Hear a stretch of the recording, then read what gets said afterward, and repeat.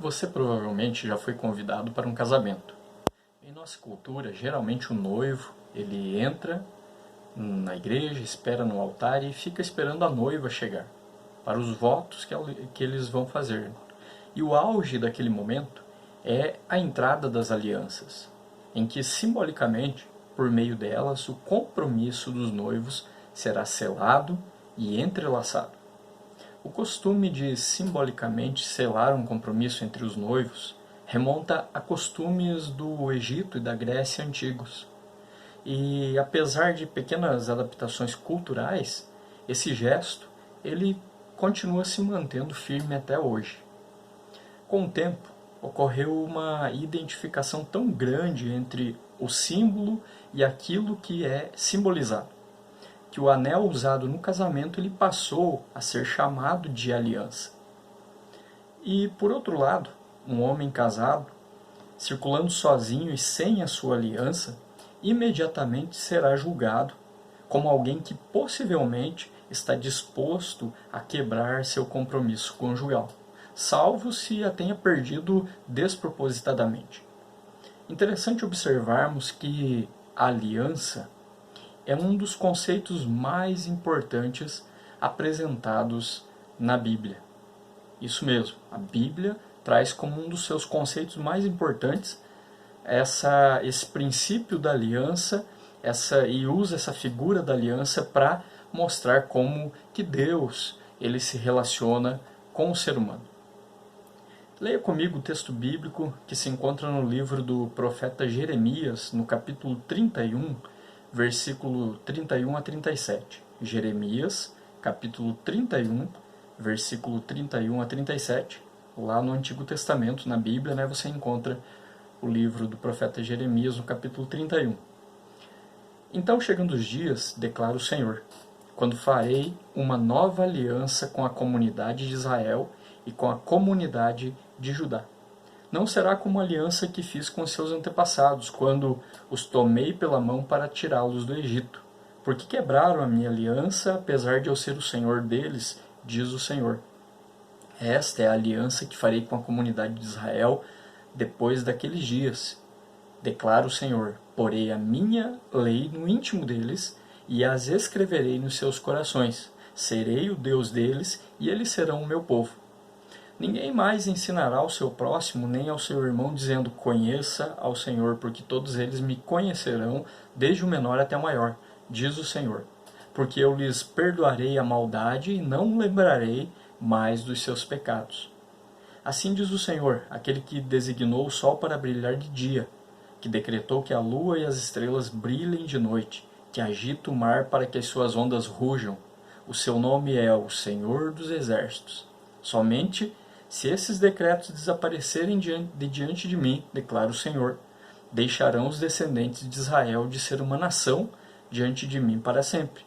Assim diz o Senhor, se os céus em cima puderem ser medidos, e os alicerces da terra embaixo puderem ser sondados, então eu rejeitarei os descendentes de Israel por tudo o que eles têm feito, diz o Senhor. Todos os estudiosos da Bíblia, eles reconhecem que, de acordo com ela, a estrutura geral do relacionamento existente entre Deus e o seu povo é melhor descrito pelo conceito de aliança. Por isso, muitos cristãos reformados, da igreja reformada, assim como nós, chamamos a nossa maneira de interpretar o relacionamento de Deus com o seu povo de uma teologia aliancista ou uma teologia do pacto. Poderíamos pensar que refletir esse tipo de tema possa segregar ou até mesmo limitar a Bíblia. No entanto, refletir sobre os temas apresentados na Bíblia, não somente este, mas os demais, é justamente o contrário, pois tais reflexões nos levarão a pensar melhor naquilo que Deus revelou na sua palavra e nos farão apreciar ainda mais a palavra de Deus. Logo, a compreensão de aliança, conforme a Bíblia nos apresenta, ela é fundamental para entendermos como o Senhor abençoa e usa nossas famílias, pois assim é o que Ele nos diz em sua palavra. Sim, Deus tem uma aliança com o seu povo. E sim, Deus é um Deus de aliança com aqueles que o temem. No Antigo Testamento, a palavra hebraica berit significava um acordo solene que ligava as partes em relações permanentes, definidas com promessas e obrigações específicas de ambos os lados. Uma analogia em nosso contexto cultural são os acordos em um negócio lavrados em um documento e registrados em um cartório. É uma analogia ao que acontecia em um berit, lá na língua hebraica. Essas alianças elas podiam ser feitas entre partes iguais. Por exemplo, durante o tempo em que morou entre os filisteus, Abraão ele teve os seus poços entulhados pelos moradores.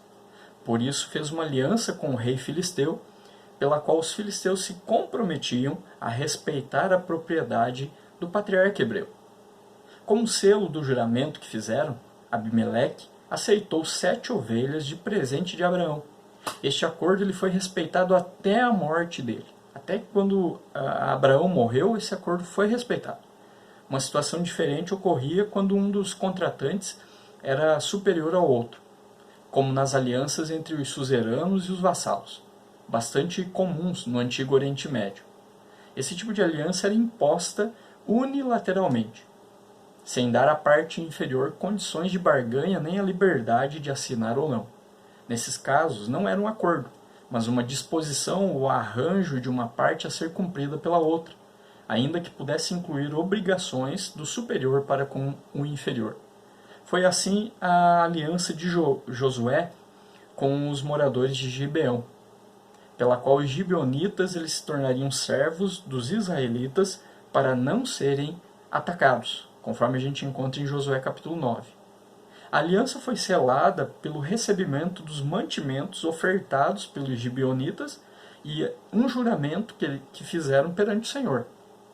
Embora os gibeonitas tivessem mentido para convencer os israelitas a fazer aliança, Israel ainda estava obrigado a protegê-los por causa do juramento. A gente encontra isso em Josué 9, capítulo 9, versículos 1 a 5 e versículos 16 a 21. Muito mais tarde, quando Saul traiu essa obrigação, a família dele foi punida. Percebemos com isso como as alianças eram valorizadas e respeitadas naquela época. Afinal, aliança significa compromisso e respeito. Foi considerado esse sentido de berit como disposição a ser cumprida por outra pessoa, que os escritores do Novo Testamento optaram por utilizar uma palavra grega que é diateque, que significa testamento. Você encontra isso em Lucas capítulo 1, Hebreus capítulo 9. Voltando no tempo ainda mais, e regressando até os nossos primeiros pais, Adão e Eva, lemos na Bíblia que eles foram criados com a responsabilidade moral de obedecer ao seu Criador, exatamente como as demais criaturas, sem nenhum direito inerente à recompensa ou bênção por tal obediência. Deus, entretanto, entrou voluntariamente numa aliança com suas criaturas, pela qual lhes prometeu vida eterna como recompensa por sua obediência e morte pela desobediência. Se encontra em Gênesis capítulo 2. Essa aliança primitiva entre Deus e a humanidade é chamada aliança de obras, pois apesar de fundamentar no amor, misericórdia e graça de Deus, era condicionada à obediência total do ser humano. É importante notar que Deus foi gracioso ao estabelecer a proibição de comer do fruto da árvore do conhecimento do bem e do mal como requisito da aliança. Como recompensa pela obediência de uma única pessoa e uma única regra por um período determinado de tempo, Adão e toda a sua descendência teriam acesso para sempre à vida eterna. Deus havia cuidado para que o primeiro casal tivesse acesso a toda sorte de árvores agradáveis à vista e boas para alimento, de maneira que não havia necessidade alguma de desobedecer à proibição de Deus com relação à árvore do conhecimento do bem e do mal. Adão era o melhor exemplar da espécie humana, criado reto por Deus, plenamente capaz de cumprir as exigências da aliança. Como já vimos, a aliança entre Criador e criatura não é feita entre partes iguais. Pelo contrário, É uma aliança na qual Deus dispõe soberanamente as condições que seus servos devem cumprir e dispõe generosamente suas próprias obrigações para com a parte mais fraca. Desgraçadamente, Adão não atendeu ao requisito da aliança, devendo então receber o castigo estipulado, o qual Deus já havia alertado e falado, a morte certa. Todos os seres humanos estão inevitavelmente em um relacionamento de aliança com seu Criador, seja como violadores da aliança ou como guardadores dela. Mas todos os seres humanos, desde Adão, têm quebrado a aliança das obras e recebido, sim, o castigo determinado, a morte. Por isso que a gente morre. Até hoje, ou ainda hoje, nós morremos por conta de que nós continuamente temos quebrado como seres humanos, como humanidade, a aliança das obras que Deus fez com o ser humano. Desde que Adão e Eva quebraram a aliança das obras com o Criador, ele tem manifestado continuamente a sua misericórdia, suspendendo a execução da punição e mantendo grande parte das suas bênçãos sobre a humanidade rebelde, como ainda a possibilidade de procriação, de trabalhar, de termos alimento, alegrias, estações frutíferas e por aí vai. Não podendo se sustentar com base em obra humana, a aliança continuou com base exclusivamente na graça divina. Deus também manifestou a sua misericórdia de outro modo mais particular ao escolher uma descendência, a descendência de Abraão, para fazer com eles uma aliança. Como numa aliança entre um rei e o povo que ele libertou da escravidão, a lei mosaica traz mandamentos que os israelitas deveriam obedecer e promessas de proteção da parte de Deus, bem como castigos para a rebelião. Na lei mosaica, o Senhor graciosamente incluiu disposições para que os constantes pecados dos israelitas não anulassem a aliança, mas fossem perdoados e purificados enquanto foi ensinando-os a guardar uma purificação definitiva que seria acompanhada de uma renovação interior. Como o pecado tinha tornado a aliança das obras incapaz de salvar alguém, Deus enviou Jesus de Nazaré, o único ser humano que conseguiu guardá-la completamente, vivendo uma vida de perfeita justiça perante o Criador. Jesus foi a primeira pessoa a entrar no céu por suas boas obras, mas nós também entraremos no céu pelas boas obras. Você sabia disso? Mas pelas boas obras de Jesus Cristo em nosso favor. Não pelas nossas boas obras, porque a nossa tendência natural, infelizmente, ainda até hoje, é não fazermos boas obras. Pelo contrário, a nossa natureza ela está disposta, na maioria das vezes, a cometer o mal. É por isso que Jesus foi enviado por Deus para que, pelas boas obras de Jesus, e uma delas a obediência a Deus Pai, aqueles que temem a Jesus, aqueles que têm uma comunhão agora com Deus por meio de Jesus, possam entrar no reino dos céus. Como um novo Adão, Jesus ele satisfez todos os termos da nossa aliança original com Deus, e sua justiça é imputada a todo aquele que puser a sua confiança nele. Como vimos, a aliança de Deus com a humanidade decorreu inicialmente da decisão divina de abençoar sua criatura com vida eterna. Contudo, com o pecado do homem, essa aliança somente permaneceu de pé porque o Pai Celestial decidiu enviar o Filho de Deus como nosso mediador numa renovação da aliança com os homens.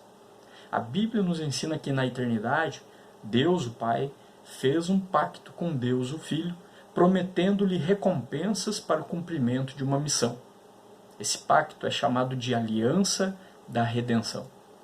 O Senhor Jesus falou sobre esse compromisso de poderes que recebeu do Pai antes que houvesse mundo, para salvar aqueles que o Pai lhe havia dado, conforme nós encontramos sendo falado bastante no Evangelho de João. A Bíblia afirma que o Messias ele recebeu promessas e diversas recompensas por sua prontidão em dar sua vida em sacrifício pelos eleitos. O domínio sobre as nações, uma multidão de remidos, a vice-regência do cosmos, adoração, louvor, glória e honra. Tudo isso nós encontramos a Bíblia nos ensinando. né, em Isaías capítulo 53, no Salmo 2, no Salmo 110, na carta aos Filipenses capítulo 2.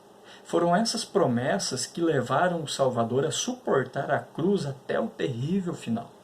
O pacto, no entanto, entre o Pai e o Filho, ele não teria efeito sem a operação poderosa do Espírito Santo. Foi ele quem gerou a humanidade do Filho no ventre de Maria, encheu Jesus de dons e poder espiritual para vencer o diabo em seu ministério terreno e reviveu e glorificou o corpo morto de Jesus.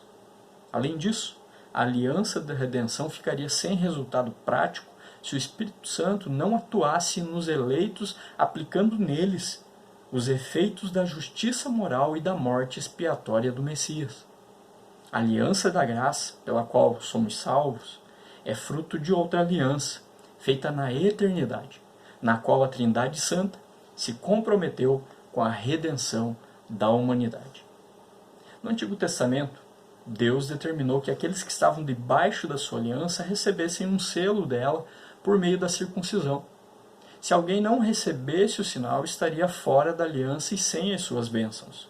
O sinal escolhido por Deus para a sua aliança com Abraão era passado dos pais aos filhos ainda bebês, colocado justamente no órgão reprodutor masculino, conforme nos fala Gênesis capítulo 17. A circuncisão ela enfatizava que Deus trabalha com famílias e não apenas com indivíduos. Sua aliança é para a sua descendência, para vossos filhos, para a sua casa e outras expressões semelhantes que a Bíblia nos ensina. Debaixo da mediação de Jesus, a aliança tem um novo selo, já que não marca a descendência física de Abraão, mas um novo nascimento concedido pelo Espírito Santo. Qual é esse selo? O batismo com água, derramada sobre o crente. Porém, os fiéis continuam imitando a fé do patriarca Abraão e continuam colocando sobre seus filhos o sinal da aliança do Senhor, na viva esperança de que o Deus da aliança estenda sobre sua descendência toda a plenitude de bênçãos espirituais que temos em Cristo. É o que todos os crentes em Jesus esperam da misericórdia e graça de Deus sobre si e sobre suas famílias.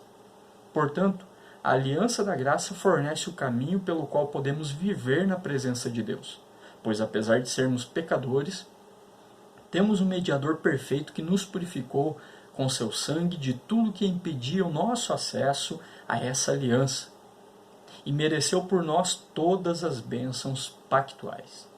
Por causa de Jesus, a aliança de Deus é para nós e nossos filhos.